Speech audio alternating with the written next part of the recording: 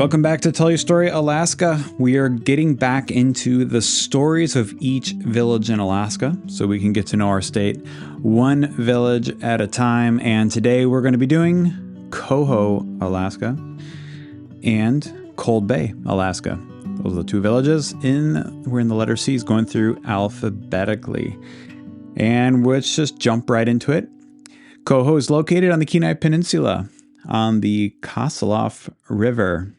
It is on the other side of the river of the village of Kasalof. So there's a village and a river by the name of Kasalof, and Cohoe is on the other side from the village. The Kasalof River area would have been generally used as a region of fish, game, and seasonal coastal resources, with fish camps all along this area. However, the specific spot of Cohoe is limited in its details. So like whether there was specifically a fish camp there, we're not sure. Back before, pre-contact era, we're not sure. But this area would have been used for, seasonal use for fishing and hunting for the native people, pre-contact. Now, the word Kasalof, on which the river is where Cohoe sits, is a Russian name, which first appears in written records from the Russian-American Company, which operated in the late 1700s and the early 1800s, which traded in sea otter pelts and fish. And that's where the name comes from. It later took on the current name by American surveyors who mapped out the area and kept the Russian name.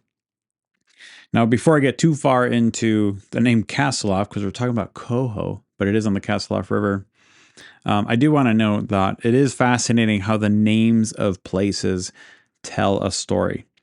There's a Russian name of a river on American soil with a Native American history, and all of that tells us a story. And so even just by learning the names of these places, you learn a little bit about their story. So that's always neat as you travel to these places. Now, there is a native name for Cohoe. It's not Cohoe. And the language is the Dena'ina. That is the name of their language. The name for the Dena'ina name for Cohoe is Kugunatsut. I had to write it out phonetically. Kugunatsut is the name of it. It's spelled starting with a Q, but it's pronounced, the phonetics is like Kugunatsut. And it's a descriptive name. And like much of, Native American names, it's really a great way to name places and people is descriptive. And so the name of this place would have been the place where fish come ashore, or a place where one dries fish. So the name could describe some of the history in this area. Now, the beginning of Cohoe, the legend has it goes back to a man named Victor Holmes, who constructed a cabin at this location in 1890. Victor Holmes sailed from Finland to Alaska to start a new life. He was part of a broader wave of Scandinavian settlers who were drawn in by fishing, trapping, and homesteading opportunities in Alaska. Now, I'm Scandinavian myself. I'm not Finnish, but I am Swedish and probably Norwegian. And as a Scandinavian myself, I am actually kind of interested in how this came about. This huge wave of people that came in the 1800s from Scandinavia. Now, these people were mostly from Finland, Sweden, and Norway, and there was a few other places. Most of them went to the Midwest area, which is where I am from, and so I am actually connected to this story. I have a connection to Cohoe, Alaska. It's a loose one, but I got one. So this folks from Scandinavia came. Most of them to the Midwest area, including my own family, but some of them continued west and north. And these were the fishermen, the trappers, and carpenters, as they were already experienced in cold climate farming and construction. So Alaska provided ample amounts of space, timber, fish, and game to match their skills. They mainly settled on the Kenai Peninsula, southeastern Alaska, like Petersburg, in Petersburg, Alaska, which we have not gotten to, but it's often called Little Norway. So many of them ended up there. Many went into the interior and the Nome region, and also Kodiak and the island and the Cook Inlet. So the 1800s in Scandinavia was economically difficult, especially for small farmers and fishermen. The population in Scandinavia was booming at the time, but the farmland was not producing more food. And industrialization was lagging far behind the rest of Europe. And then in the 1860s, brought in a severe famine in Finland, and it killed about 15% of the population. So this is probably what motivated Victor Holm to come and build the first cabin on the site of Cohoe. Now, in America, while this was happening in Scandinavia, the Americans were offering free or very cheap land, trying to lure in new settlers to populate this new abundant land. This included the Midwest and Alaska. And in a way, these two places, Scandinavia, Minnesota and Alaska, have similar climates to Scandinavia. So the reason to migrate was really hard to resist. Some Scandinavians wanted a freer religious expression. The church at the time was a state church, which was Lutheran, and they wanted something that was more free, that more emphasized a personal faith and simplicity rather than, the organized state-run churches. There was just a craving for that at the time. The Lutheran background, however, of these settlers had a huge impact on places like Cohoe, where they settled, creating many Christian-dominant communities in Alaska. So this migration did affect the religious makeup of Alaska. Now, Victor Holms was one of these settlers, and he became the unintentional founder of Cohoe, Alaska. It is said that he lived a quiet life, which is likely what he was after. Holmes' cabin is still there. You can still visit it today. You can see some of his handmade items, including wooden utensils, furniture, and hand-carved sled, and fishing and trapping gear. This cabin is most likely, they're the one that's there now, is probably his second cabin that he built. He arrived in 1890, built a cabin. Apparently, he built another cabin in 1915, which is probably the one we see today, a better cabin. So he wanted to upgrade from his first cabin. It was registered in the National Register of Historic Places in 1977. And then in 2011, the cabin was moved from its original location to save it from the eroding bluff. Man, another common thing in Alaska is these eroding bluffs and houses built too near them. They have to be moved surprisingly frequently. And even if you've listened to other episodes, entire villages have had to move. And we're even seeing this now with Typhoon Halong. Entire villages, and especially Kipnuk, have been completely wiped out, and it's uncertain what we're going to do. But this is a real thing in Alaska, is the eroding terrain. Anyway, Holmes's cabin is considered a hallmark of Scandinavian log building craftsmanship, and it's one of the oldest surviving log structures on the Kenai Peninsula. So Cohoe can claim that as their claim to fame. Now, the name Cohoe, obviously, this guy's name was Victor Holmes. So why is it called Cohoe? I asked this question myself. The name Cohoe was birthed by the early homesteaders who came after Victor, but it's not clear why the specific name was chosen, although there is a road that goes around Cohoe called Cohoe Loop Road. It's kind of like the main road that goes around the village. And it's probably, this is my speculation, probably just named after a local person. But it started with naming a road called Cohoe Loop and later became the name of the village. It was largely an agricultural settlement, and a post office was established in 1950. And the petitioning of this post office was by locals named Charlie and Freda Lewis. They petitioned for a post office, and they got it. They wanted their mail, and they made it happen. The community first shows up in 1960 census is when it first shows up in the census information. And in 1960, it recorded 122 people. Now, that's actually more than I thought it would be for a small village. But that's what it was.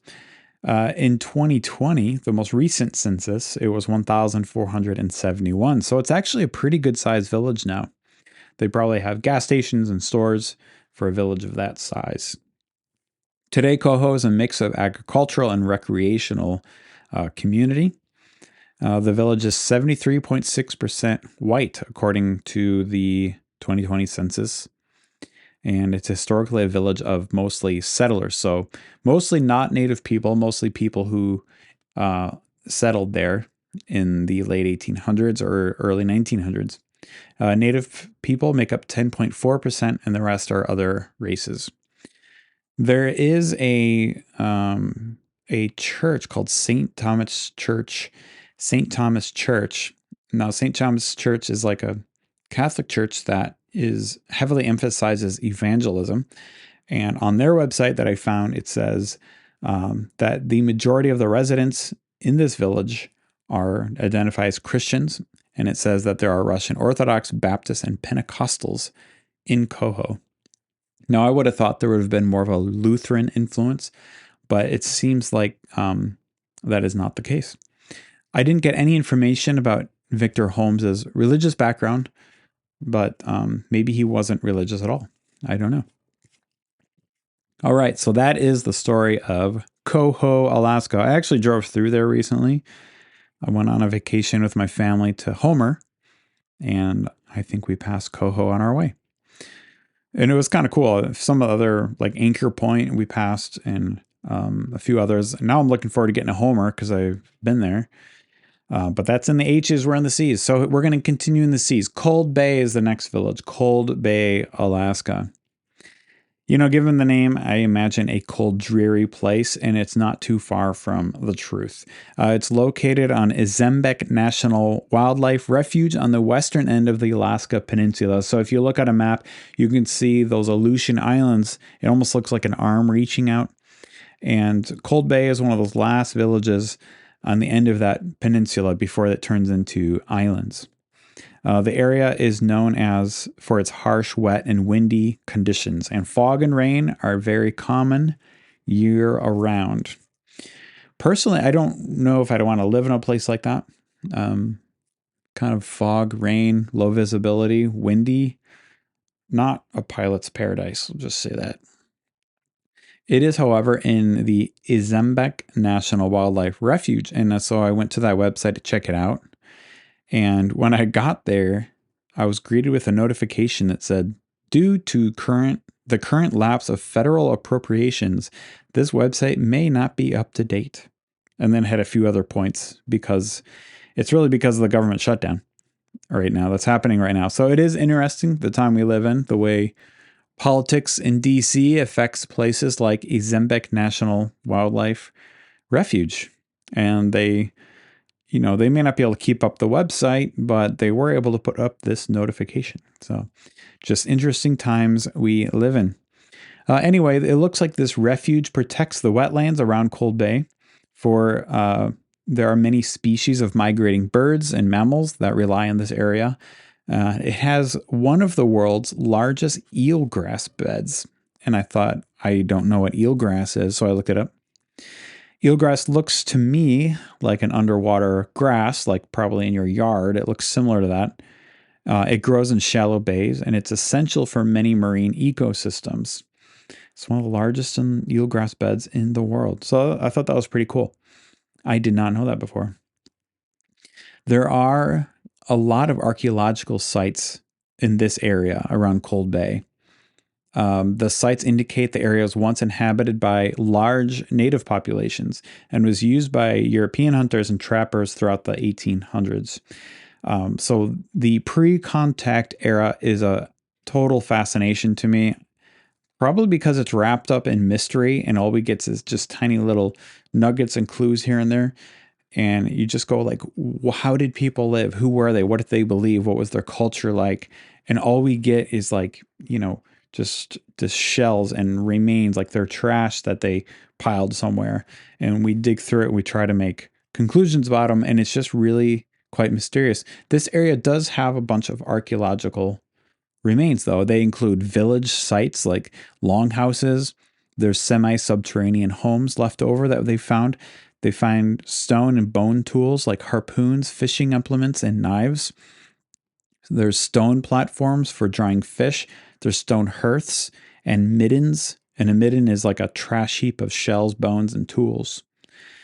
Some sites have indicators of trade networks, like you might find coastal items found far inland and vice versa, indicating that the people who lived in this area, they moved around quite a bit and traded with their neighbors. So we have a trading culture. There have been burial sites have been found with tools and ornaments in them, and they say that these sites indicate a complex social structure and spiritual beliefs.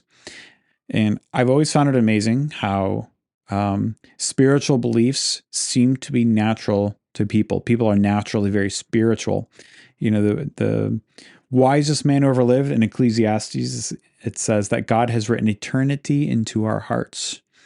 And this seems evident by, people who live isolated from the rest of the world, like many of the Native Americans. They naturally had religious beliefs of gods or a supreme god in many cases. And of course, they believed in like ancestral spirits in many cases. Of course, there was variety. But you don't find atheists out in isolated people groups. All right. The site of Cold Bay, however, despite all the archaeological sites in the area, but the actual site of Cold Bay seems like it was basically uninhabited except for occasional fishing and fur trapping activities all the way up until World War II, the 1940s. Because during World War II, Cold Bay was the site of a strategic airbase called Fort Randall. It was constructed in 1942. It was the largest airport in the state at the time, with a 10,000-foot long runway, which is long, by the way. If you go to like the big airports like O'Hare, I think the longer runways are like 15,000 or something, but 10,000 might be a little short for a bigger airline, but it's plenty long for what their needs were. And this 10,000 feet was long enough to accommodate America's B-24 Liberators and other large aircraft that were flying in there during World War II. The base was used as a stepping stone for aircraft ferrying the Soviet Union under something called the Lend-Lease program, where American planes were flown to the USSR to be used against Germany. They used a route called the Alaska-Siberia route, or the ALSIB, and it was at Cold Bay that American pilots would train Soviet pilots how to use the American aircraft, and then the Soviet pilots would take the planes from there over to the Soviet Union for the war against Germany. I never knew that. That's really fascinating that it happened right there in Cold Bay. In fact, when I moved to Alaska, I flew a small plane up and I stopped in Yakutat, and there was an MAF, Missionary Aviation Fellowship airplane parked there. And I thought, what on earth is an MAF plane doing here? And I went and talked to the pilot, and he said they were ferrying it over to Indonesia, and they went through Alaska, through Russia, and all their way down to Indonesia. So the route is not new. It's been used since World War II. Pretty fascinating.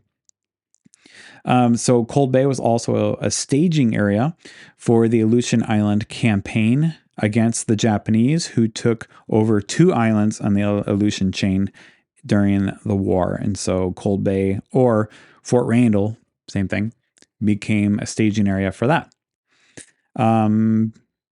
Cold Bay since then, in the 50s and 60s, it was transitioned into a civilian community. They shut down the airbase. However, the airport is still used for refueling planes heading out to the Aleutian Island Chain. It is a long way out there. I mean, you're talking like across the whole Pacific Ocean, that flights that go out to this chain, it's an amazingly long way to go. So Cold Bay is still used as a refueling point for those flights. There's salmon and king crab fishing is mainstay in Cold Bay. There's still bird watchers, hunters, and adventurers that occasionally pass through. However, the population is usually under 100 people. It says it does fluctuate seasonally, but most of the time it's under 100 people. When I read that there are bird watchers, I'm reminded of that movie. I think it's called like 1 Year, or I forget what it's with Jack Black, where and Owen Wilson, and they're bird watchers. And they actually go to the island of Attu to like find and spot the bird species that they want. And they're trying to see like 1,000 bird species or something within 1 year. And they go to Alaska. Most likely they would have landed in Cold Bay as a stopover. I'm not sure, but anyway, it reminded me of that movie. The fact that bird watchers go there because of the unique bird species, probably connected to the Izembek National Wildlife Refuge that's out there. There's a lot of really neat bird species. I mean, I feel like it'd be worth going just to see that. Anyway, I digress. There is one church listed in Cold Bay, and it's called Cold Bay Community Chapel. And it is a church that's part of the Southern Baptist Convention, so probably Baptist theology there at the chapel in Cold Bay. All right, guys, so that's it for Cohoe and Cold Bay. The next time we do a village stories, we're going to be covering the villages of Coldfoot and College, Alaska. And yes, I was curious why it's called College, Alaska. It's because the University of Alaska at Fairbanks is in College, Alaska. And then there's Coldfoot, and there's an interesting story of why it's called Coldfoot, and it has to do with what you might think. A guy got cold feet. All right, that is it. Thank you for tuning in. We're going to get to know our village, our state, rather, one village at a time. We'll see you next time.